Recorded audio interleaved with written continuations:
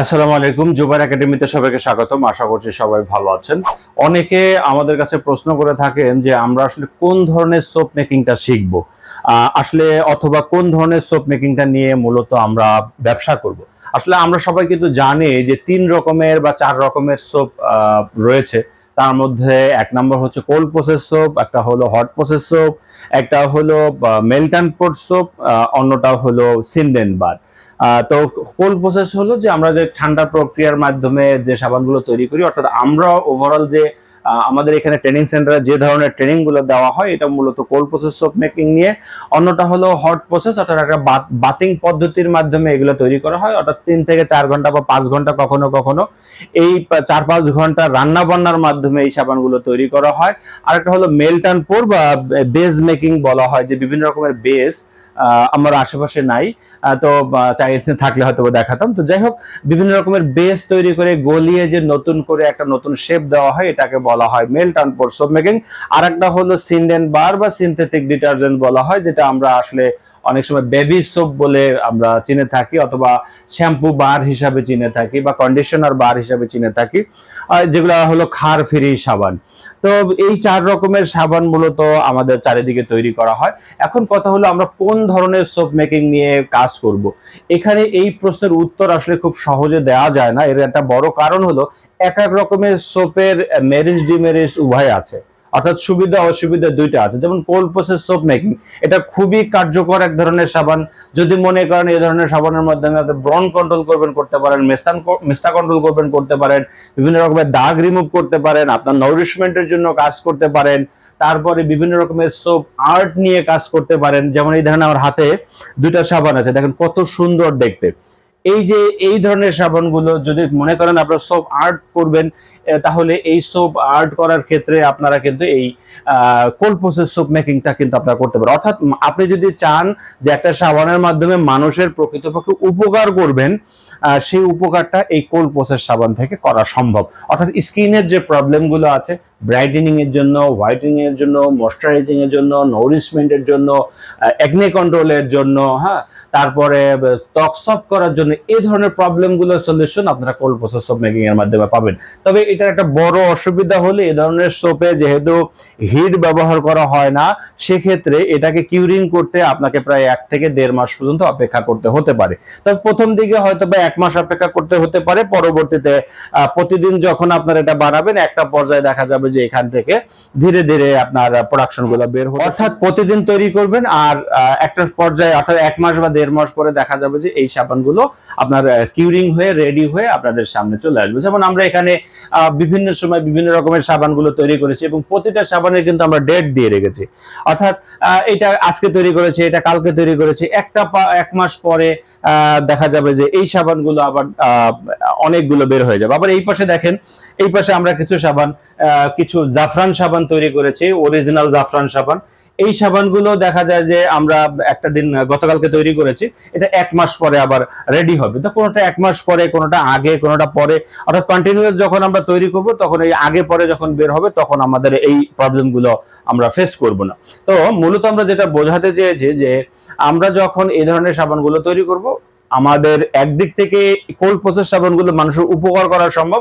2 নম্বর হচ্ছে এটা রেডি হতে বা ব্যবহারের উপযুক্ত হতে 1 থেকে 1.5 মাস পর্যন্ত অপেক্ষা করা লাগবে। অন্যদিকে যে হট প্রসেস, সেটা হলো 4 থেকে 5 ঘন্টা একটা বাতিং পদ্ধতির মাধ্যমে রান্না বান্না করা হয়। সাধারণত এই ধরনের সাবানগুলো কাপড় কাচা সাবানের জন্য ব্যবহার করা হয়, এবং যেহেতু ওখানে বিভিন্ন রকমের অ্যানিমেল ফ্যাট অথবা পাম তেলের মাধ্যমে এই ধরনের সাবানগুলো তৈরি হয়, এবং ওই ধরনের সাবানগুলো তৈরি হওয়ার কারণে সাবানগুলোর মাধ্যমে সাধারণত ফেনা তৈরি হয় না বা ফেনা হয় না। হট প্রসেসের মাধ্যমে যে সাবানগুলো ফেনা হয় না, শক্ত হতে চায় না, তো সেই ক্ষেত্রে ফেনা হওয়া, শক্ত হওয়ার জন্য আলাদাভাবে বিভিন্ন রকমের এজেন্ট বা বিভিন্ন রকমের কেমিক্যাল এই হট প্রসেস সাবানগুলোর মধ্যে অ্যাড করা হয়। ঠিক আছে? তো যদি আপনারা কেমিক্যাল ফ্রি সাবান নিয়ে চিন্তা ভাবনা করেন, সেক্ষেত্রে কোল্ড প্রসেস পারফেক্ট। যদি মানুষের সলিউশন নিয়ে কাজ করার চিন্তা ভাবনা করেন, সেক্ষেত্রে আপনার মানে প্রবলেমের সলিউশন নিয়ে চিন্তা করেন, তাহলে কোল্ড প্রসেস পারফেক্ট। হট প্রসেসের ক্ষেত্রে সাধারণত কাপড় কাচা সাবান, তো এর মাধ্যমেও বিউটি সোপ তৈরি করা সম্ভব। তবে সেই সাবানগুলোর মাধ্যমে আসলে দীর্ঘক্ষণ আগুনে হিটের কারণে এই অয়েলের প্রপার্টিগুলো বা সাবানের যে গুণগত মানগুলো এগুলো নষ্ট হয়ে যায়, এবং এই পরবর্তীতে এগুলো আর্টিফিশিয়াল ভাবে ওখানে অ্যাড করতে হয়। মেল্ট অ্যান্ড পোর পদ্ধতি আর হট প্রসেস অনেকটা কাছাকাছি, এখানেও দীর্ঘক্ষণ আগুনে হিটের মাধ্যমে এগুলো করা হয়। যেমন আমরা এই মুহূর্তে বিভিন্ন রকমের মেল্ট অ্যান্ড পোর বা বেজ মেকিংটা আমরা এখানে করতেছি।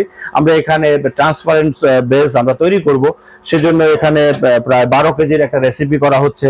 এখানে আমরা সলভেন্ট রেখেছি, বিভিন্ন রকমের সলভেন্টের মিক্সচার। তো এই সলভেন্ট এবং এই বিভিন্ন সাবান, বিভিন্ন অয়েলের যে লম্বা সময় হিট হওয়ার কারণে এই বেসটা তৈরি হবে, সেখানে দেখা যাবে যে অয়েলের যে গুণগত মান, যে আমাদের এখানে যে অলিভ তেল আছে, ক্যাস্টর তেল আছে, আলমন্ড তেল আছে, এই তেলের যে গুণগত মান দীর্ঘক্ষণ হিট দেওয়ার কারণে সেই গুণগত মানগুলো আমরা এখানে পাবো না। তবে হট প্রসেস ব্যবহারের উপযুক্ত 3 থেকে 4 দিনের মধ্যে আপনারা ইজিলি ওটা ব্যবহার করতে পারবেন। আর মেল্ট অ্যান্ড পোর এটাও মোটামুটি কিউরিং করার পরে 3 থেকে 4 দিন বা সপ্তাহখানিকের মধ্যেই এই ধরনের সাবানগুলো ব্যবহার করতে পারবেন। সিন্ডেন বা ড্রাই হতে যতক্ষণ সময় লাগে, অর্থাৎ বিভিন্ন রকমের ন্যাচারাল উপাদানগুলো আমরা বাসায় যেভাবে ময়দার মতো তৈরি করি বা রুটি তৈরি করার মতো, ও ধরনের বিভিন্ন রকমের উপাদানগুলো অ্যাড করে বা মিক্স করে আমরা হাতে মেখে বা মেশিনের মাধ্যমে মেখে ওটাকে বিভিন্ন শেপ দেই। এই শেপগুলোই মূলত হলো এই সিন্ডেন বার, এটাকে বলা হয়। তো মূলত আমরা যেটা জানতে পারলাম যে cold process, hot process, melt and pour এবং সিন্ডেন বার যে রিলেটেড সাবানগুলো আছে, এই ধরনের সাবানগুলো আসলে এক একটার সুবিধাও আছে আবার অসুবিধাও আছে। হ্যাঁ, অর্থাৎ কোল্ড প্রসেসের ক্ষেত্রে দীর্ঘদিন সময় লাগে, তবে এটার মাধ্যমে মানুষের উপকার করা সম্ভব, বিভিন্ন রকমের প্রবলেমের সলিউশন করা সম্ভব। হট প্রসেসের মাধ্যমে কাপড় কাচার সাবান, এ ধরনের সাবান তৈরি করা হয় এবং এখানে ভিটামিন গুলো বাইরে থেকে অ্যাড করতে হয়। মেল্ট অ্যান্ড পোর সাবানগুলোর মাধ্যমে আর্টিফিশিয়াল উপাদানগুলো এখানে অ্যাড করতে হয়, ন্যাচারাল ভাবে কাজ করা পসিবল হয় না। সিন্ডেন বারও অনেক সময় আর্টিফিশিয়াল উপাদানগুলো এখানে অ্যাড করা হয়, যেহেতু এগুলো ক্ষার ফ্রি সাবান। তো সেক্ষেত্রে এই ধরনের সাবানগুলো আসলে এক একটার ক্ষেত্রে সুবিধাও আছে আর অসুবিধাও আছে।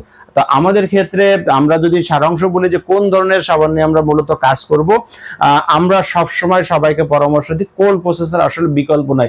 এগুলো হচ্ছে কেমিক্যাল ফ্রি সাবান এবং এগুলোর মাধ্যমে বিভিন্ন রকমের ডিজাইন করতে পারেন।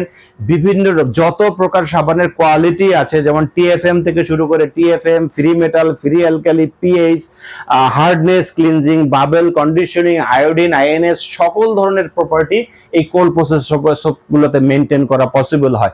অন্যদিকে যে আমাদের হট প্রসেস বা সেন্ডেন বার বা মেল্ট অ্যান্ড পোর, এই ধরনের সাবানগুলোকে এই ধরনের প্রপার্টি মেনটেন করা সম্ভব হয় না। তো যদি মনে করেন যে আপনারা মানুষের উপকার করবেন, একটা ভালো একটা প্রোডাক্ট নিয়ে ব্যবসা করতে চান বা ভালো একটা প্রোডাক্ট তৈরি করে ডিজাইন শিখতে চান, মানসিকভাবে তৃপ্তি থাকতে চান, কিংবা নিজের ফ্যামিলির জন্য সাবান তৈরি করতে চান, সেই ক্ষেত্রে আমরা বলবো যে কোল্ড প্রসেসের আসলে বিকল্প নাই। তা আশা করি আমরা বোঝাতে পেরেছি যে কোন ধরনের সাবানগুলো কিভাবে তৈরি হয় এবং কেন আমাদের কোল্ড প্রসেস সাবানগুলো ইফেক্টিভ।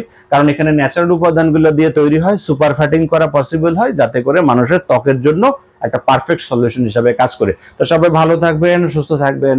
আল্লাহ হাফেজ।